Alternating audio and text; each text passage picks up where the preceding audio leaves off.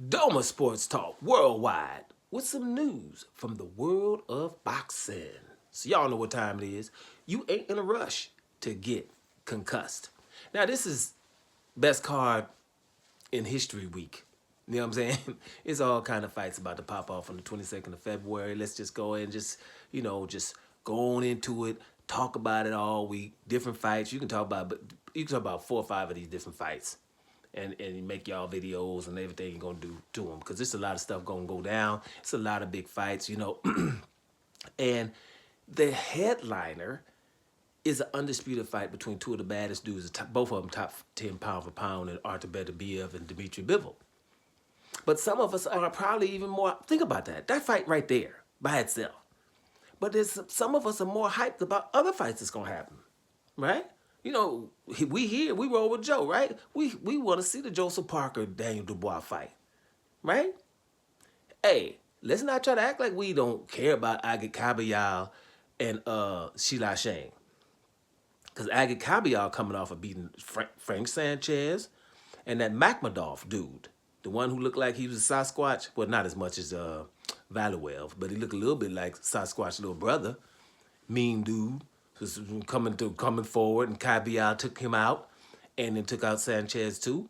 So let me just tell you, Kabayal is underestimated, and Sheila Shang is Sheila Shang, man, Chinese power, right? So we got that one. We kind of, don't try to let that, on the back burner. But here's one. A lot of us is like, man, okay now. Israel Madrimov versus your boy Vergil Ortiz. Now tell the truth. Tell the truth. Now you don't know what fight you want to see more than that one. That's a whole lot of significance popping off. You know what I'm saying? Vergil Ortiz, still undefeated, right? Came off a fight he probably shouldn't have won against Boychek. He really shouldn't have won that fight. I mean, he was down 2 or 3 times. Not really hurt, but, down is down, And, I think Boychek did enough to win that fight. Should have. But he was, Vergil Ortiz, the A side.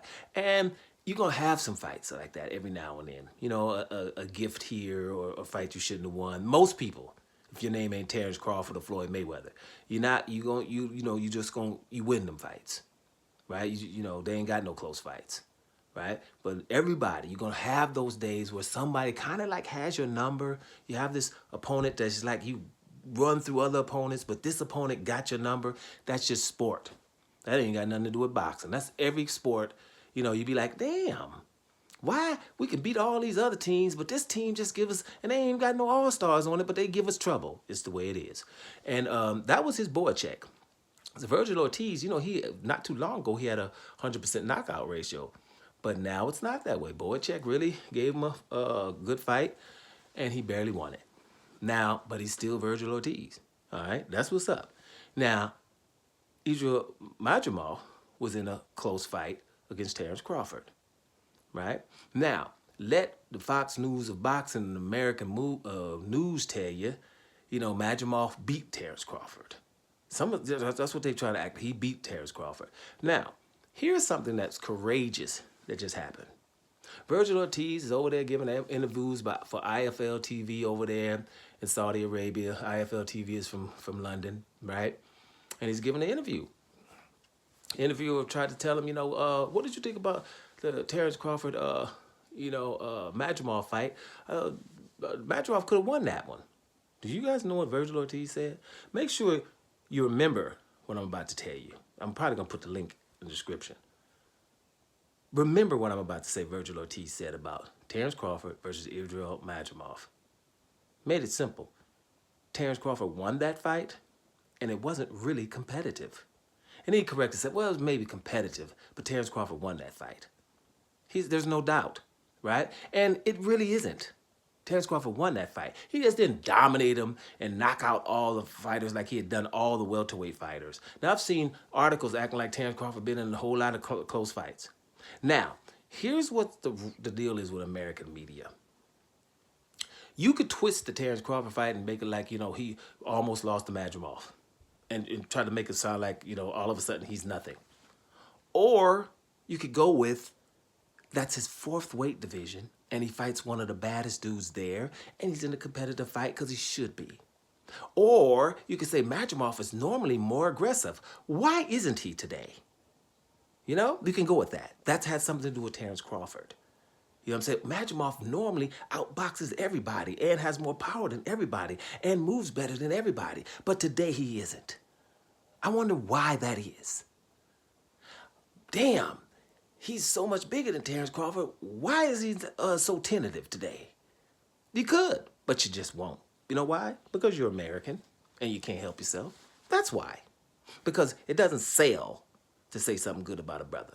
That's simple as that. So Vergil Ortiz is courageous and showing me. I want to make sure to tell you that's what Vergil Ortiz said. Because 6 months from now, right, because he is Mexican, 6 months from now, he might say something that's, you know, like, hey, this brother ain't good. And then somebody gonna come around, man, Vergil racist or something. No, he's not. He's not, because a racist would not be capable of saying Terrence Crawford beat Madrimov, because you don't have to. You understand? Let me just switch over to Paulie Malignaggi. Sometimes accused of being racism. Why? Because he said the Eastern Europeans are taking over boxing a few years back. When I told you heavyweights made a point. Cruiserweights and light heavies, he had a good point. Because light heavies, look what we got. Bivol, Beterbiev, Voracek at the time. Cruiserweight was the cruiserweight. The damn whole tournament was Eastern Europeans with Marius Briedis, Alexander Usyk, Voracek. I'm missing somebody. The dude from Russia that wasn't even in the tournament. The only one that wasn't in the tournament. I forget his name. His name started with an F, I think it was. You know, so cruiserweight was dominated by Eastern Europeans. Heavyweight, damn it, the Klitschko's. Right? We can't forget the Klitschko's and Povetkin and them, can we? So I'm just saying that wasn't an outlandish statement. But a racist would not be capable of saying Canelo Alvarez is running from good fighters.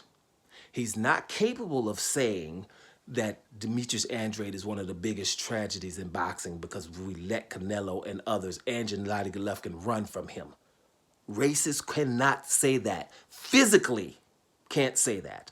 That's why for me, the man's not a racist. He just will disagree and he's passionate about his opinions. That's a difference for me. You understand? There's a difference. You got to filter through. If you see the man able and capable, because a racist person will stay on code, period, and will never have nothing good to say about no brother. One case in point, continue to read Boxing News 24 or 24/7. They will have never, ever have nothing positive to say about no brothers. Only time you see something positive about a brother is when they're trying to tear one brother down to say, hey, well, he should be fighting this guy to tear him down. For example, Keyshawn Davis right now. The only thing they will be talking about is how big he is other than the other fighters in the same weight class, and that he should be fighting only Andy Cruz. Not Lomachenko, not nothing else, not Teofimo Lopez, nothing like that. Just Andy Cruz, because they want you to know that Andy Cruz beat him in the amateurs. Just in case you get on his bandwagon and start saying how good Keyshawn Davis is. Only fight they will mention is he has to fight Andy Cruz. Andy Cruz ain't even a champion yet. They're not saying he should fight the other guys that are champions, maybe unify and then get to Andy Cruz. No, they want it right now. Right? Just like Terrence Crawford moving up from 147, just was undisputed, trying to get up to 154 to fight Jamel Charlo to become undisputed there. And the only thing people wanted him to do was fight Boots Ennis. Right? Because it wasn't significant. We'd get him away from those significant fights because he'd mess around and become 3-division undisputed. That's why they don't want him to fight Canelo. That's what racists do.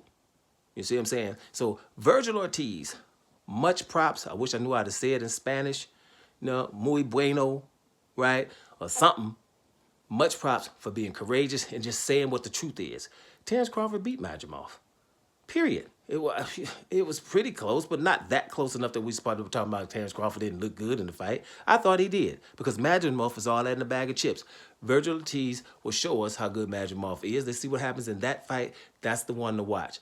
Vergil Ortiz versus Israel Madrimov. But Vergil, we ain't gonna forget you by telling the truth, because nowadays you really don't have to. Doma Sports Talk worldwide, and I'm up out of here, y'all.